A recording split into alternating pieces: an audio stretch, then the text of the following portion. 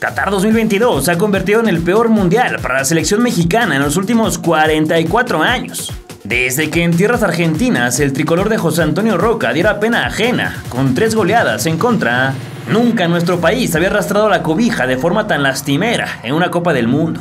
Gerardo Martino cumplió con su objetivo fundamental, que era superar el eliminatorio de la CONCACAF y calificarnos al torneo en el Medio Oriente. Nadie puede quejarse del resultado, pues en la tabla general finalizamos en segunda posición. No obstante, para todos los que seguimos el proceso paso a paso, sabemos perfectamente lo horrible que jugamos al fútbol en campos concacafquianos, incluyendo el mismísimo Estadio Azteca. A pesar de todo, se tuvo fe, se tuvo confianza en los jugadores y un poquito de beneficio de la duda para el exdirector técnico del Barcelona. Se apeló a la experiencia, al historial y sobre todo a la buena racha mantenida desde 1994 hasta 2018. Tristemente, el señor Martino se encargó de enterrar una tras otra las pocas posibilidades que teníamos en Qatar, con una serie de decisiones que seguramente en su cabeza sonaban sensatas y correctas, pero que a la larga se demostró que el sentimiento generalizado apuntaba a la verdad, que la selección mexicana viajó al Mundial de Fútbol a consumar un rotundo fracaso, producto de décadas de ranciedad y putrefacción en todos los niveles dirigenciales.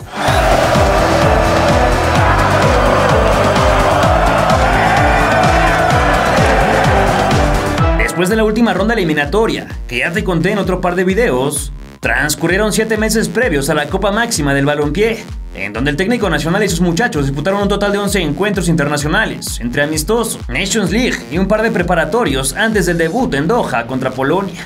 Entre abril y junio la selección viajó continuamente a los Estados Unidos, donde participó de 4 compromisos, registrando un saldo de 2 empates, 1 derrota y el mismo número de victorias. Primero igualaron a ceros con Guatemala en Orlando.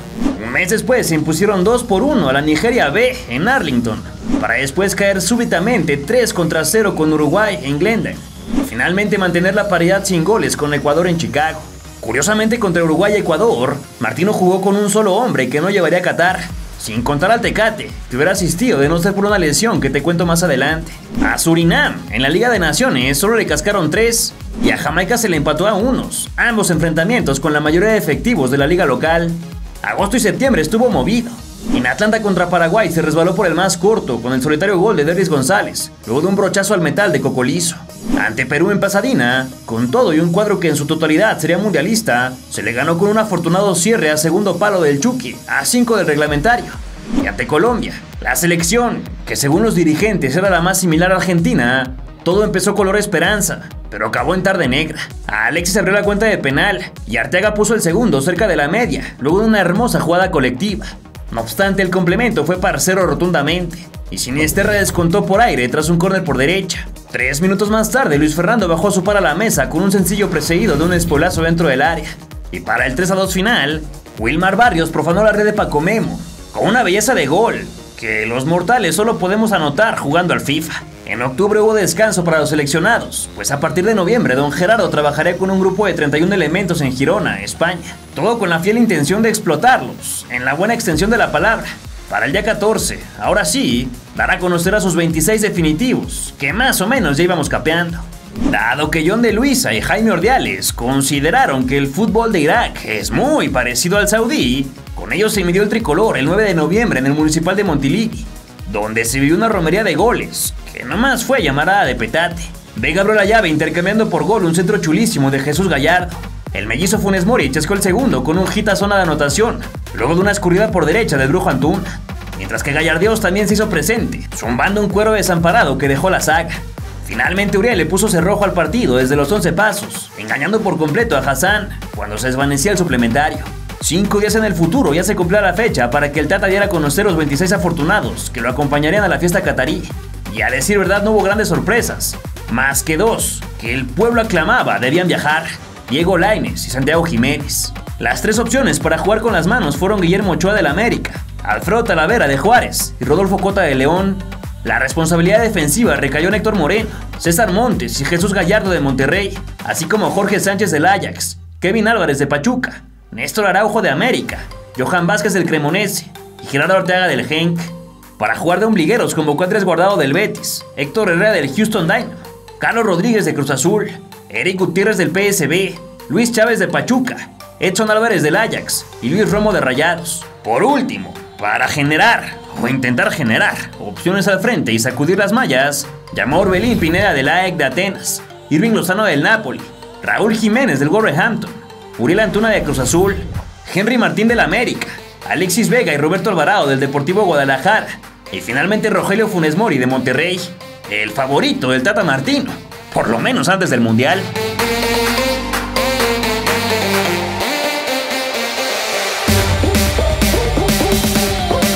La oncena del Tata, que saltó de inicio ante la Polonia de Lewandowski, presumió bajo el marco a Guillermo Ochoa, que también fue el capitán.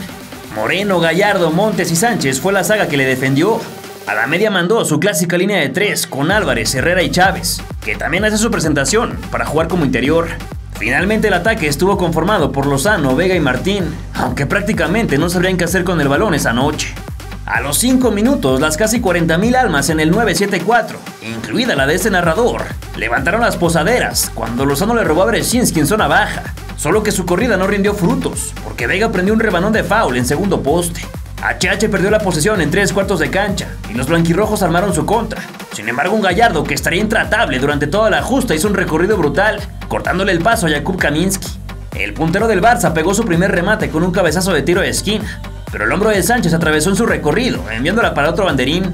Montes y Glick se dieron un coscorrón que los inhabilitó por un buen rato, y rebasado el 10, Moreno se incorporó a un cobro desde el vértice. Lástima de su frentazo porque se fue por encima. Lozano la filtró para Herrera, que en línea de fondo tiró un amague, pero taparon el centro. No obstante, en su segunda chance pudo servir para Vega, quien no la convirtió en gol porque la de Gajos apenitas escapó por un lado. Chávez vio un espacio donde hacer daño y ahí le tocó a Jesús, solo que Szczesny intuyó la treta, incomodándole al canterano auriazul, que terminó cometiendo infracción. Edson ahora para Chávez, Chávez que filtra, y ojo con esto, sale Szczesny, la pelota dentro del área, atención al remate, pasó a nada. El del Houston Dynamo pisó canchero para el Chiva hermano con la 10 en la espalda, quien pensó bien la jugada, mas la dejó larga, muy larga, y el arete napolitano nunca llegó. En las barbas del primer tiempo, la bomba pareció con el muñeco malo, y aunque exigieron un penal sobre este último, Jorge Sánchez pudo ir al marco, solo que el portero de la Juve le sacó a tiro de esquina. Una vez concluida la charla de los 15, el que siempre debuta con gol le enganchó para su derecha, y con ella jaló el gatillo, como siempre lo ha hecho, pero la manía del mejor polaco hasta ese momento. Vaya que el Chucky quedaría de ver, y mucho, en esta Copa del Mundo. El tricolor priorizaba las salidas controladas, y lo hacía correctamente. Desafortunadamente en una, al 54, se le cuatrapearon las piernas al machín, ocasionando la afrenta de Robert, y luego de girar en su propio eje magistralmente, cayó dentro del área, sin que el árbitro australiano pitara su silbato.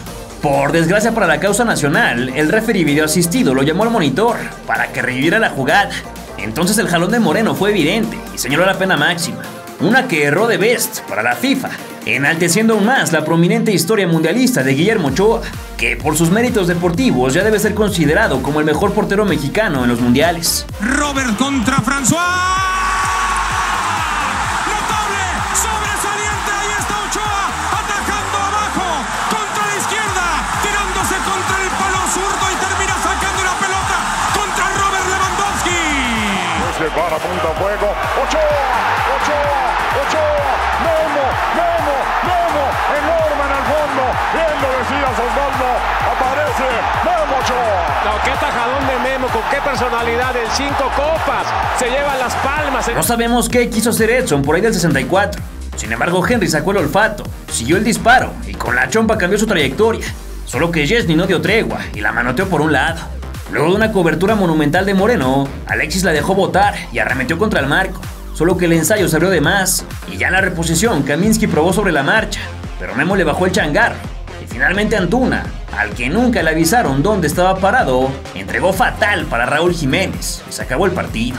Con el empate la selección se ubicó en el tercer lugar del grupo C, por debajo de Polonia, fue segunda tras sumar menos amarillas que México. Por su parte, Arabia Saudita comandó el sector con 3 unidades, luego de vencer al albiceleste de Messi, que se quedó en la pelucera.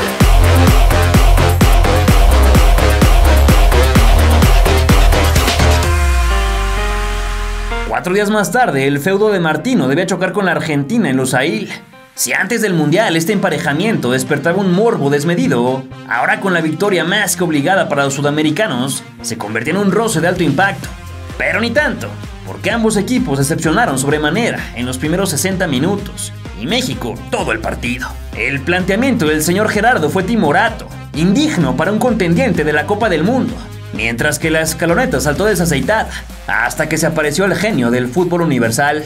En relación con las armas presentadas ante Polonia, Tata Martino realizó 3 modificaciones.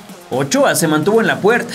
Nunca ningún técnico tricolor le había tenido tanto miedo a Argentina, pero el que nació en esas tierras y que nos dirigía en 2022, plantó una línea de 5 atrás, con Moreno, Montes, Gallardo, y los debutantes Araujo y Kevin Álvarez. En el cinturón del campo para los veteranos Herrera y Andrés Guardado, que ya nos habían dado muchos problemas cuando jugaron juntos contra Canadá en la eliminatoria.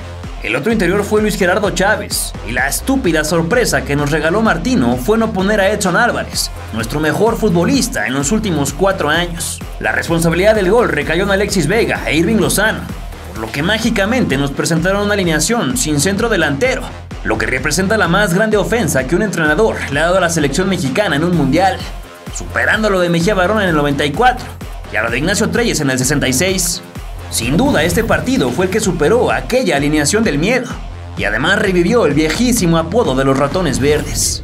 Que vaya que lo fuimos. Apenas el colegiado Daniel Orsato sonó su silbato, Héctor Herrera prendió un latigazo sin sentido y el partido con más espectadores de la historia, después de la final de Estados Unidos 94, se movía entre líneas opacas, hasta que el representante de las Chivas tenía una bola caliente con buena determinación, la misma que le faltó a sus compañeros para empujarla. Rebasado el 20, Araujo no se fue expulsado porque el VAR aparece solo cuando quiere. Y quien de verdad ni sus luces era el albiceleste, que tenía la posesión, pero nada más. En una férrea marcación sobre Acuña, Álvarez se llevó un no grato recuerdo del argentino. Y después el cancerbero del América endureció las muñecas para sacar una ráfaga que zumbó el 30 del Paris Saint-Germain. A 5 del intermedio, Lautaro Martínez quiso con un cabezazo que salió volando junto al viento catarí. Y un minuto más tarde, el surgido en Toluca pateó un balón parado, que es la especialidad de la casa. Solo que cuando México ya cantaba el gol, el Divo activó los propulsores, surcó el cielo y la abrazó sin dar rebote. Easy, diría él. Los 44, Vega, la esperanza, Vega. ¡El Divo! ¡No da rebote, Martínez, inmortal! No, qué parada hace. Vega todavía se animó de larga distancia, pero le hizo a Martínez lo que el viento a Juárez. Y ahora sí, una vez consumido el añadido, todos salieron a escuchar la arenga del vestuario. De México no habíamos visto nada, pero por lo menos se podía rescatar el marco en cero. Algo que parecía muy complicado contra esta Argentina, que por su parte seguía hundida en un terror desproporcionado, pues la derrota contra Arabia Saudita los tenía contra las cuerdas. De vuelta en la grama, Gutiérrez regaló una falta fuera del área, que el mejor jugador del mundo sacó por arriba. Y luego el recorrido del Divino a la defensiva fue brutal, cuando McAllister se enfilaba para golpear a portería. A quien le falló el recorrido fue al exjugador del Porto y Atlético de Madrid, quien dejó suelta la pulga por un segundo, el cual le bastó para controlar, orientar y pegar al balón una etiqueta de gol que ni Ochoa ni nadie le quitaría nunca. Un golazo que a los de la Conmebol les dio para arriba y a los verdes muy para abajo. Di María, buena pelota para Messi, le puede pegar al arco, Messi al arco. ¡Gol! ¡Argentino! ¡Argentino! ¡Argentino de Messi! Leo Viejo nomás. Argentina 1, Argentina 1, Messi. Messi, te queremos, Leo, te queremos, Messi. Rompe el cero. Cerca del 70, Molina tuvo una botadita que reventó en el respetable. 10 minutos más tarde, Chávez metió un balón a la olla, que el golero del Aston Villa cercenó en el recentro. Y tras un tiro de esquina al 87, todas, pero absolutamente todas las esperanzas de empate mexicano se diluyeron con la calidad de Enzo Fernández. Y es que el mediocampista de 21 años recibió de lío, y acto seguido plantó a Guti con un finto por izquierda, pero salgo por derecha. Y empalmó una preciosa comba que se abrió lo más lejos que pudo, hasta colarse en la red, para el 2-0 definitivo. Y la cuarta victoria en 4 partidos de Argentina sobre México en Copas del Mundo. Cuando se consumó el añadido y acabó el encuentro, México se fue a las profundidades con un solo punto. Polonia pasó a la cabeza con 4 unidades, mientras que Argentina y Arabia igualaron con 3 respectivamente. Con tal panorama, la selección del Tata complicó significativamente su pase a octavos de final, pues ya no dependía del todo de sí mismo, sino otros resultados. Si México vencía a los árabes y Polonia al conjunto argentino, se clasificaba. En caso de empate en el otro partido y victoria del Tri, entraría en juego la diferencia de goles, que para ese momento era de +1 para los sudamericanos y de -2 para los de Martino. En virtud de ello, la selección debía vencer por más de 3 goles a los halcones verdes, si no quería depender de nadie. Algo similar pasaría si Argentina derrotaba a Polonia, ya que el gol de diferencia definiría el clasificado, pues los europeos tenían diferencia de +2. En caso de empate o derrota, por supuesto que los verdes se regresaban a casa. En resumen, dependíamos de hacer goles, que era lo que no habíamos podido lograr en 2 partidos. Es más, en 4. Pues desde aquella victoria contra Corea del Sur en Rusia 2018, México no había hecho ningún gol en mundiales. Claramente las esperanzas eran prácticamente 0. Y todo apuntaba a que la aventura terminaría en 3 partidos, y no en 4, como estábamos acostumbrados.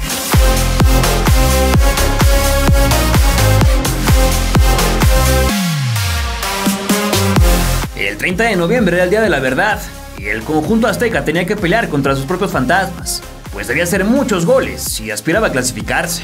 Los árabes también urgían de la victoria, así que veríamos 90 minutos y poco más de muchas emociones, aunque calculando que al final predominaría la tristeza, la decepción, el fracaso y una ya conocida resignación. El que fuera futbolista del Newell's Old Boys por fin activó el modo ofensivo, y con el mismo arquero y línea defensiva que con Polonia saltó al estadio de Lusail. Ya en el centro puso a Luis Chávez y nos hizo el gran favor de colocar a Edson Álvarez, además de los extremos de Alexis Vega e Irving Lozano. Orbelín Pineda, que hacía su presentación, saltó como 10 para producir opciones al frente atrás del delantero, que sería Henry Martín. Si te preguntabas de Rogelio Funes Mori, pues ni sus luces. Inició la contienda y fue hasta el 7 que los pelos se nos pusieron de punta, cuando Gallardo tiró un servicio inteligentísimo, al que Aloguais llegó primero que la bomba. El cuadro dirigido por Jeff Granat ensayó con un tiro de castigo que hizo sufrir a todo el país, y posteriormente el lateral de Rayados soltó otra comba peligrosa que el portero saudí anticipó acertadamente.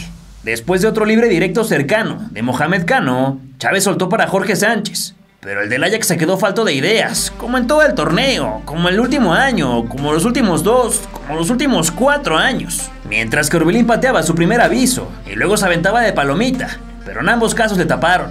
El Vegeta regiomontano mandó al infinito un córner que Vega le puso con toda la intención para que sacudiera la red. Y al 35 Orbelán recibió de Chucky y se abrió el espacio, más pegó un calcetinazo que Aloguais vigiló arrastrándose. Previo al descanso, Alexis no se atrevió a empalmarla con la chueca, esfumándose el peligro luego de recortar para la buena. Y Al Hassan nos perdonó sobre la bisagra del primer tiempo, porque su cabezazo a bruces se perdió por la línea de meta. Las escuadras cambiaron de lado, y después de más de 180 minutos de sequía, por fin México encontró agua en el desierto, cosechando su primer gol del torneo.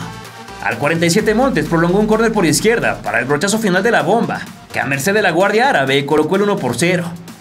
Vienen 5-5-5 que buscan pelota, Pineda, ¡gol!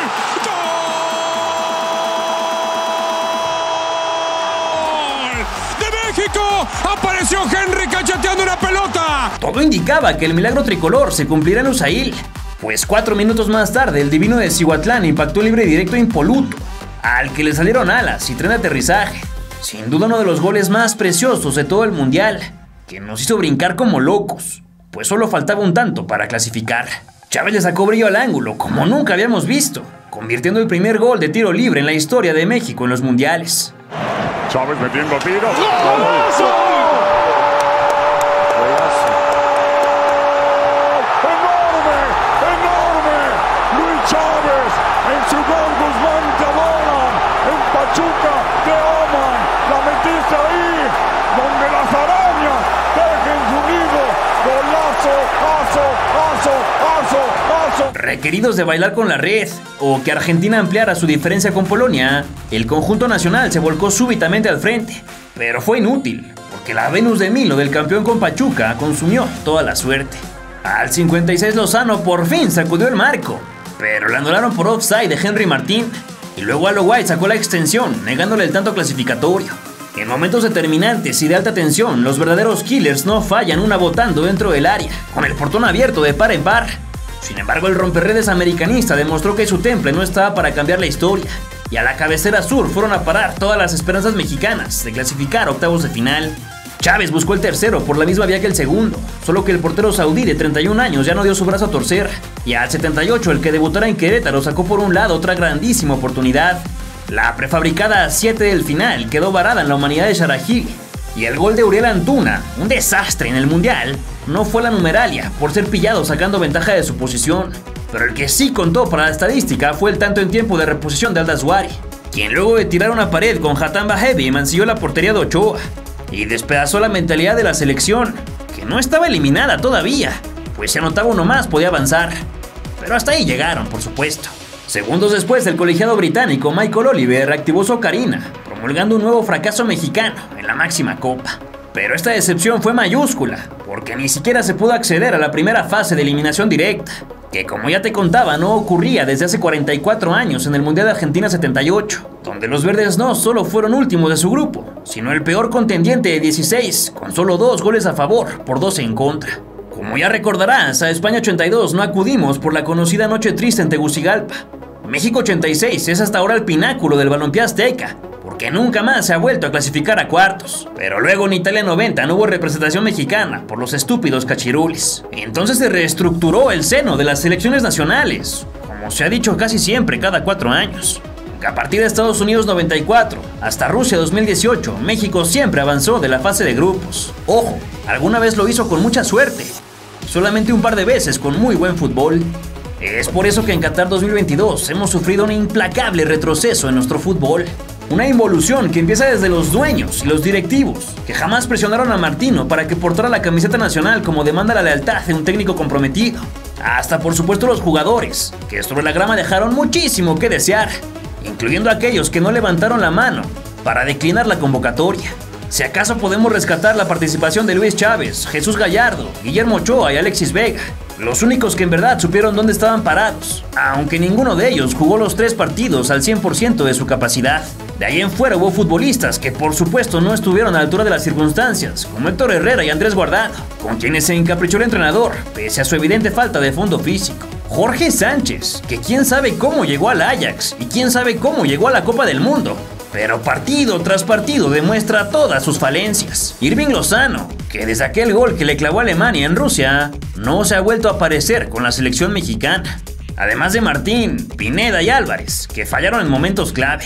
De los Carlos Rodríguez, Raúl Jiménez y Néstor Araujo mejor ni hablamos, porque su nivel fue paupérrimo, pero no tanto como el de Uriel Antuna y Roberto Alvarado, 2 futbolistas que asistieron para ser desequilibrantes, mas únicamente consiguieron el reproche y la recriminación de la afición, con la que estarán en deuda para siempre. Rogelio Funes Mori, pues jugó como 30 segundos, y nada más. ¿Qué podemos decir de él?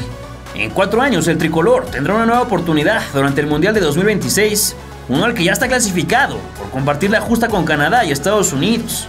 Nada más que déjame recordarte que en 3 años y medio un fútbol no puede cambiar.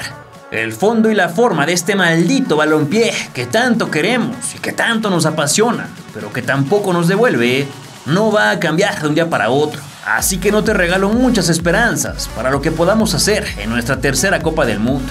Por ahora ni siquiera sabemos quién será el bueno para capitanear desde el barco el nuevo proceso. Y aunque soñamos con que los directivos antepongan los intereses deportivos sobre los económicos y encuentren el equilibrio que favorezca a todas las partes, la verdad es que eso nunca va a pasar, a menos que se revolucione todo en este país. Mientras tanto, en este canal seguiremos siendo la sombra del combinado nacional.